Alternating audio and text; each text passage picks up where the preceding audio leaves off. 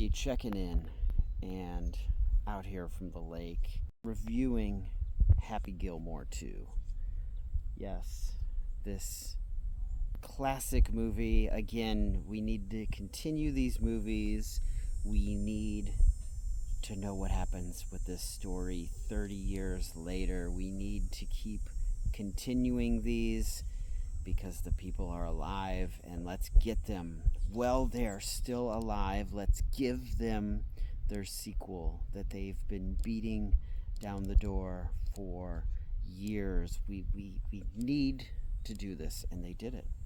And because you got to give the people what they want, a continuation of this story. And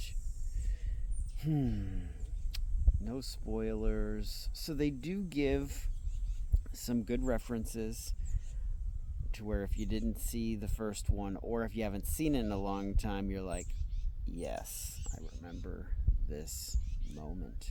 The flashback moments of, his happy place. And I think we all need to, recognize our happy place. And, this is a pretty amazing place that got to be on an adventure this weekend and watch. And part 2, just to make sure, why not? Somebody was here that hadn't seen part 1, so let's watch part 1. But you're here for the review of part 2, so I better get to the story here of what I rated that story. I'm gonna say a 7 for the story, and I'm being a bit generous because of the nostalgia. And where do they go with this? You have to be patient with it, though. You have to commit through. You gotta see it through. I think that there'll be some people that'll turn this thing off within 10 minutes and just be like, no. Entertainment value. I think it was very interesting to not have this movie come out in the theater, because I know a lot of people would have seen it in the theater, but I guess Netflix wanted to give this to the people who have a subscription and make them feel like for that monthly they're going to get their money's worth. And to see the stats of releasing a premiere on Netflix, how many people of you watch this are going to get a Netflix subscription just so they can see this film? So I was entertained. I definitely laughed. I mean, that's what you want to do with a comedy, is you want to be entertained and you want to laugh. Did not laugh as much as when I saw it for the very first time, because the first one, that's definitely in the top 10 movie experiences as far as a comedy and laughing. And the few people that's seen it with me, oh my goodness. But there was definitely laughs with this. I'm going to rate this at, I was entertained, a 7. The performances. There was all kinds of cameos of who they had lined up to be in this thing, and it was good,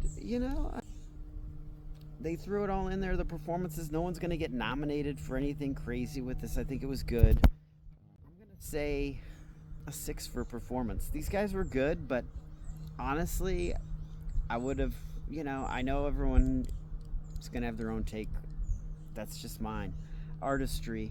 Nothing crazy created with this thing. Look cool. The future of golf, of what they did with some of that stuff. It was cool. 6 for the vibe. Happy Gilmore presenting the vibe. I still would have liked to have seen it in a packed theater opening weekend.